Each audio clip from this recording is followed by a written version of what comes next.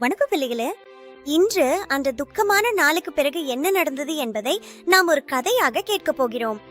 சிலுவையில ஏற்றதற்கு பிறகு உலகமே அமைதியாகி போனது போல இருந்தது. வானம் இருண்டது, பலர் மிகவும் துக்கமாக இருந்தார்கள். இயேசு கிறிஸ்துவின் உடலை சிலுவையிலிருந்து மிகுந்த கவனத்துடனும் அன்புடனும் இறக்கி எடுத்தனர். அரிமத்தையா யோசேப்பு என்ற ஒருவர் இயேசுவின் இரகசிய சீடராக இருந்தவர். அவரை அடக்கம் செய்ய அனுமதி கேட்க சென்றார். நிகோதேமோ அவருடன் சேர்ந்தார். அவர்கள் மிகவும் நேசித்த ராஜாவை மரியாதை செய்யும் பொருட்டு கனமான மனம் கமழும் திரவியங்களை கொண்டு வந்தார்.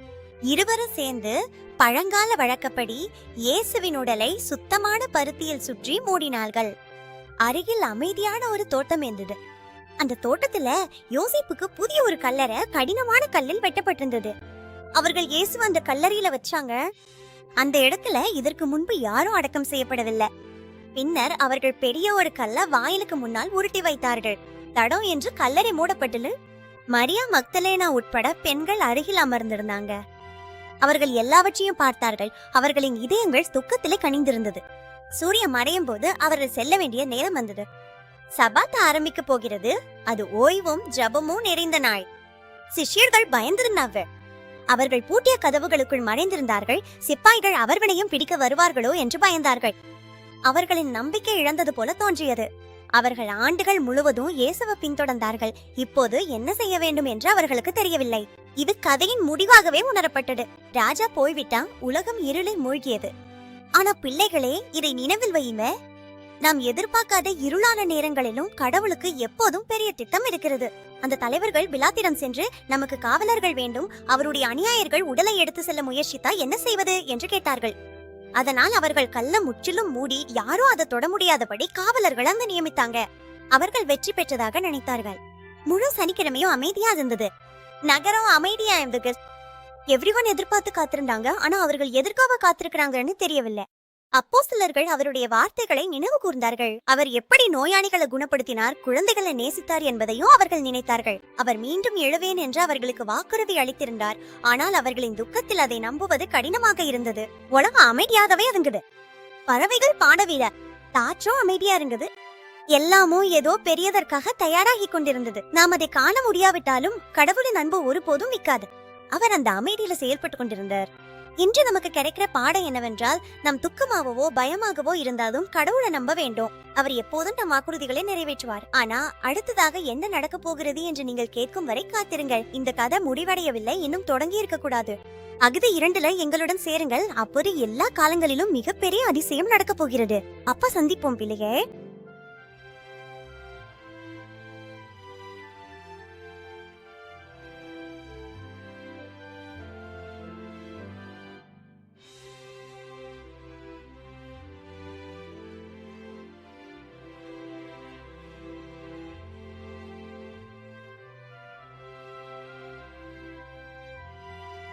முழு உலகமும் அந்த அமைதியில காத்திருந்தது. உள்ளுக்குள் இயேசு சிறப்பானவர் என்று அவர்கள் அறிந்திருந்தார்கள். அவர் கடவுளின் மகன் என்பதும் அவர்களுக்கு தெரிந்தது. யாரும் பார்க்க முடியாத இடத்துல ஏதோ அதிசயமான ஒன்று நடந்து கொண்டிருந்தது. ஒரு அதிசயம் ஆரம்பமாகி கொண்டிருந்தது. தூதர்கள் கவனமா பார்த்துக்கிட்டு வானம் வெற்றியின் பெரிய கூச்சலுக்காக தயாராகி கொண்டிருந்தது. விரைவில் இந்த பாதை உலகில் மிகவும் பிரபலமான பாதையாக மாறும். காலியான கல்லறைக்கான பாதை. வாழ்க்கை மீண்டு வர ஆரம்பிச்சிட. எனக்கு அவரை பிடித்து வைக்க முடியல. இயேசு வாழ்வின் அரசம்.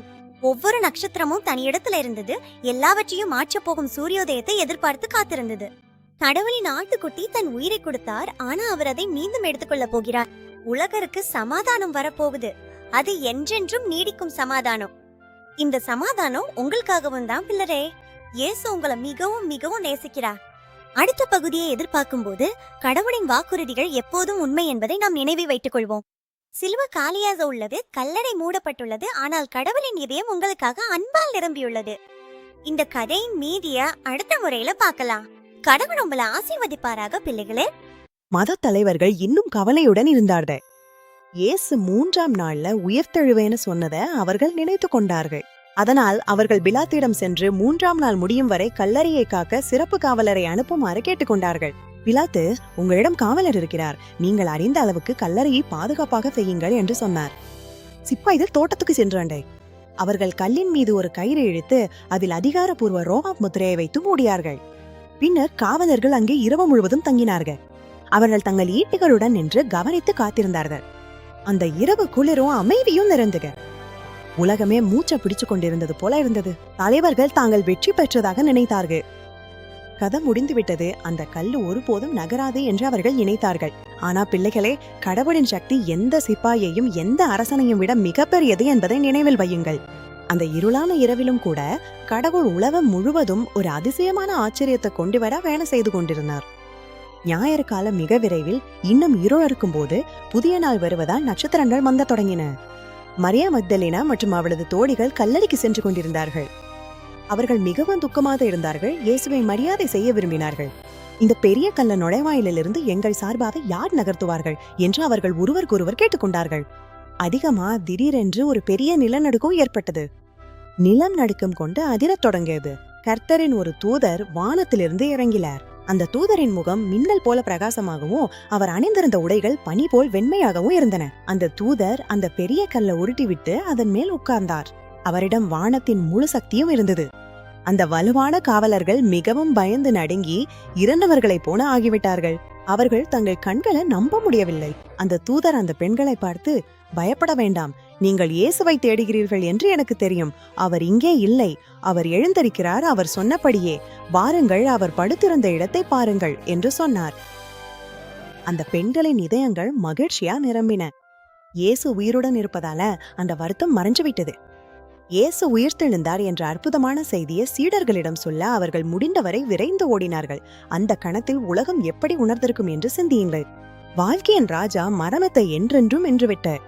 எல்லாமும் புதிதாகவும் நம்பிக்கையுடன் நிரம்பியதாகவும் இருந்தது. கடவுளின் அன்பு எல்லாவற்றிலும் மிகப்பெரிய வெற்றியை பெற்றது. அந்த கால சூரியோதயமோ வரலாற்றிலேயே மிகவும் சிறப்பான சூரியோதயமாயிருந்தது. அது அனைவருக்கும் ஒரு புதிய நாளின் தொடக்கமாக இருந்தது. அவரது வாழ்க்கை ஒரு ஆறு போல் ஓடுகிறது. ஒவ்வொரு நாளும் நமக்கு அமைதியும் மகிழ்ச்சியும் அளிக்கிறது. கூடவே பறவைகளும் வெற்றியின் பாடலை பாடின. முழு படைப்பும் உயிர்த்தெழுந்த ராஜாவை கொண்டாடியது. இன்று நமக்கு கிடைக்கும் பாடம் என்னவென்றா, கடவுள் எப்போதும் தன் வாக்குறுதிகளை நிறைவேற்றுவார் என்பதே. எவ்வளோ கடினமாயிருந்தாலும் கடவுள் எல்லாவற்றையும் கட்டுப்படுத்துகிறார். நாம் ஒருபோதும் பயப்பட வேண்டியதில்லை, ஏனெனில் இயேசு எப்போதும் நம்முடன் இருக்கிறார். அவர் உங்களை நீங்கள் நினைப்பதை விட அதிகமாக நேசிக்கிறார். இயேசு நம் உயிர்த்தெழுந்த ரட்சகர். அவர் ஒருபோதும் அணைக்க முடியாத ஒளி. அவரது மகன் இயேசுவை நமக்கு அளித்ததற்காக கடவுளுக்கு நன்றி சொல்ல ஒரு நிமிடம் எடுத்துக்கொள்வோம். உங்கள் அன்புக்கு நன்றி பிதாவே. அவரது அமைதி இன்று மற்றும் ஒவ்வொரு நாளும் உங்கள் இதயங்களை நிரப்பட்டும். மறக்காதீர்கள் பிள்ளைகளே, இயேசு உயிருடன் இருக்கிறார். காலியான கல்லறைக்கு செல்லும் பாதை நம்புகிற ஒவ்வொருவருக்கும் வாழ்வும் மகிழ்ச்சியும் தரும் பாதையாகும். சிலுவை காலியாக உள்ளது, கல்லறை திறந்துள்ளது. இயேசு நம் ராஜா. இந்த மகத்தான செய்தியை கேட்கும் ஆசையில முழு உலகமும் காத்திருக்கிறது. இன்று நீங்கள் யாருக்காவது சொல்ல போகிறீரா? கடவுளின் ஆட்டுக்குட்டி வெற்றி பெற்றுள்ள அமைதி உங்களுக்கும் எனக்கும் இங்கே உள்ளது. நீங்கள் சந்திக்கும் ஒவ்வொருவரிடமும் இயேசுவின் அன்பை பகிருங்கள். அவர் உண்மையிலேயே உயிர்த்தெழுந்தார். உயிர்த்தெழுதல் என்ற அதிசயத்தை பத்தி கேட்க உங்களுக்கு மிகவும் பிடித்திருக்கும் என்று நம்புகிறோம். அடுத்த முறையில் சந்திப்போம். மறக்காதீர்கள் பிள்ளைகளே, இயேசு உங்களை நேசிக்கிறார். கடவுள் அனைவரையும் ஆசீர்வதிப்பாளாத. அவர் ராஜ்யம். பிள்ளைகளே, அடுத்த கதையில சந்திப்போம். பியாந்தை தோட்டத்துல ஒரு அழகான காலை இருந்தது. சூரியன் மலைகளை மீறி மெதுவாக எழுந்து வானத்தை தங்கமோ இளஞ்சிவப்பும் கலந்த நிறங்களால் அலங்கரித்தது. அந்த கனமான கல் நகர்த்தப்பட்டிருந்தது. இயேசுவை வைத்திருந்த கல்லறை இப்போது திறந்தும் அமைதியாகவும் இருந்தது. பெண்கள் கல்லறையில் இருந்து விரைந்து செல்லும் போது அவர்களின் இதயங்கள் பல்வேறு உணர்வுகளால் நிரம்பியிருந்தன. அவர்கள் ஆச்சரியத்திலும் சிறிது பயத்திலும் இருந்தார்கள். ஆனால் திடீரென்று யாரோ ஒருவர் அவர்களுக்கு நேரே முன்னால் நின்றிருந்தார். அவர் இயேசுதான். அவர் உண்மையிலே அங்கே இருங்க. இயேசு அவர்களை மிகுந்த அன்புடன் பார்த்து வணக்கம் என்று சொன்னார். அவர் உயிரோட இருந்தார். அவர் வாக்குறுதி செய்தது போலவே பெண்கள் அவருடைய காலடியில விழுந்து அவரை பிடித்து கொண்டார்கள். அவர்கள் தங்கள் ஆசானை மீண்டும் பார்த்ததுல மிகுந்த மகிழ்ச்சி அடைந்தார்கள். அவர்கள் அங்கேயே தோட்டத்துல அவரை வழிபட்டார்கள். இயேசு அவர்களிடம், பயப்படாதீர்கள், என் சகோதரர்களிடம் சென்று அவர்கள் கலிலேயாவுக்கு செல்ல சொல்லுங்கள், அங்கே அவர்கள் என்னை காண்பார்கள் என்று சொன்னார். பெண்கள் ஒரு நொடியும் காத்திருக்கமில்ல. அவர்கள் முடிந்தவரை விரைந்து ஓடி சீடர்களை தேடி இந்த அற்புதமான செய்தியை சொன்னார்கள். முழு உலகமும் கொண்டாடும் போல இருந்தது. இயேசுவை மரணம் கட்டுப்பிடிக்க முடியவில்லை, அல்லது அவர் அடக்க முடியல. அவர் வெற்றி பெற்றார். அவர்கள் சீடர்களை கண்டதும் எல்லாவற்றையும் சொன்னார்கள். நாங்கள் ஆண்டவரை பார்த்தோம் என்று அவர்கள் மகிழ்ச்சியுடன் கூச்சலிட்டார்கள். ஆனா முதல்ல சீடர்கள் அவர்களை நம்பதைங்க. அவர்களுக்கு அது சாக்கியமற்ற கதை அல்லது வெறும் பொய்க்கதையாகவே தோன்றியது. பேதுரும் யோவானும் தாங்களே பார்த்து தெரிந்து கொள்ள விரும்பினார்கள். அவர்கள் தங்கள் கால்கள் எவ்வளவு வேகமா செல்ல முடியுமோ அவ்வளவு விரைந்து தோட்டத்துக்கு புறப்பட்டார்கள். யோவான் முதல்ல வந்தார். அவர் கீழே வளைந்து கல்லறைக்குள் பார்த்தார். அவர் அங்கே பட்டு போர்வைகள் கிடப்பதை பார்த்தார். ஆனால் இயேசு அங்கே இல்ல. பிறகு பேதுரு வந்து நேராக உள்ளே சென்றார். அவர் அடக்கம் செய்ய பயன்படுத்திய போர்வைகளையும் இயேசுவின் தலையை சுற்றியிருந்த துணியையும் தனியாக மடித்து வைத்திருப்பதையும் பார்த்தார். அவர்கள் நடந்து சென்று என்ன நடந்ததென்று ஆச்சரியப்பட்டாங்க. அவர்கள் இன்னும் முழுமையாக புரிந்து கொள்ளவில்லை. ஆனால் அவர்களின் இதயங்களில் ஏதோ அதிசயமான மாற்றம் ஆரம்பமாகி இருந்தது. சில நேரங்கள்ல இவ்வளோ பெரியதும் அதிசயமானதும் ஒன்றை நம்புவதற்கு சிறிது நேரமாகலாம். ஆனா கடவுள் எப்போதும் நம்மிடம் பொறுமையாக இருக்கிறார். மாலை நேரம் வந்தது. நகரத்தின் மீது சூரியன் மறையத் தொடங்கியது. சிஷ்யர்கள் இன்னும் ஒரே வீட்ல சேர்ந்திருந்தார்கள். அவர்கள் பயந்து கதவுகளை பூட்டியிருந்தார்கள். அவர்கள் தாங்கள் பாதுகாப்பாக இருக்கிறோமா என்று தெரியாம இயேசுவை மிகவும் மிஸ் பண்ணாங்க. அந்த அறை அமைதியாகவும் கொஞ்சம் சோகமாவும் இருந்தது. அந்த நாள்ல நடந்த எல்லாவற்றை பற்றியும் அவர்கள் பேசிக் கொண்டிருந்தார்கள். அவசரமா கதவை தட்டாமலே இயேசு அந்த அறையின் நடுவில் நேரில் நின்றார். அவர்கள் மிகவும் அதிர்ச்சியடைந்தார்கள். அவர்கள் தங்கள் கண்களை நம்ப முடியவில்லை. அவர்களில் சிலர் ஒரு பேயை பார்த்ததாக நினைத்தார்கள். ஆனா இயேசுவின் குரல் அமைதியாகவும் கனிவாகவும் இருந்தது. அவர் அவர்களிடம், உங்களுக்கு சமாதானம் உண்டாகட்டும், ஏன் நீங்கள் கலங்குகிறீர்கள்? என் கைகளையும் என் கால்களையும் பாருங்கள் என்று சொன்னார். நானே, எம்மை தொடுங்கள், பாருங்கள். அவர் உண்மையாவும் உயிருடன் இருப்பதை அவர்கள் அறிய விரும்பினார். அவர்கள் இன்னும் நம்ப முடியவில்லை, ஏனெனில் அவர்கள் மகிழ்ச்சியாலும் ஆச்சரியத்தாலும் நிரம்பியிருந்தார்கள். இது உண்மையா என்று நம்ப முடியாத அளவுக்கு நல்லதாக இருந்தது. அவர் உண்மையில் உயிருடன் இருப்பதை காட்ட, உங்களிடம் சாப்பிட ஏதாவது இருக்கிறதா என்று கேட்டார். அவர்களுடன் உடனே ஒரு மீன் துண்டு அவர் சாப்பிட்டார். அப்பொழுது சீடர்கள் மிகவும் மகிழ்ந்தாண்டு. அவர்களின் துக்கம் மிகப்பெரிய கொண்டாட்டமாக மாறியது. இயேசு உண்மையாவே உயிருடன் இருந்தார். இயேசு அவர்கள் மேல் மூச்சு விட பரிசுத்த ஆவியை பெறுங்கள்னு சொன்னார். அவர் அவர்களுக்கு தன் அமைதியும் சக்தியும் அளித்தார். அந்த இரவு சீடர்கள் எல்லாம் மாறிவிட்டது என்பதை அறிந்தார்கள். இயேசு உயிருடன் இருப்பதால் நாம் இனிமேல் ஒருபோதும் பயப்பட வேண்டியதில்லை. இப்போது பிழைகளே, இந்த அதிசயமான கதையிலிருந்து நாம் பெரும் பாடத்தை பார்ப்போம். இது இன்று நமக்கு என்ன அர்த்தம்? முதல்ல, இயேசு நமக்கு மகிழ்ச்சியை தருகிறார். விஷயங்கள் சோகமா இருந்தாலும் கூட இயேசு உயிருடன் இருக்கிறார், அவர் நம்முடன் இருக்கிறார் என்பதை நாம் நினைவில் வைத்துக் கொள்ளலாம். இரண்டாவது, இயேசு நமக்கு அமைதியை தருகிறார். அவர் சீடர்களிடம் அமைதி உங்களோடு இருப்பதாக சொன்னது போல நம் இதயத்தில் அமைதியும் மகிழ்ச்சியும் இருக்க வேண்டும் என்று அவர் விரும்புகிறார். மூன்றாவது, நம்மால் நல்ல செய்தியை பகிர வேண்டும்.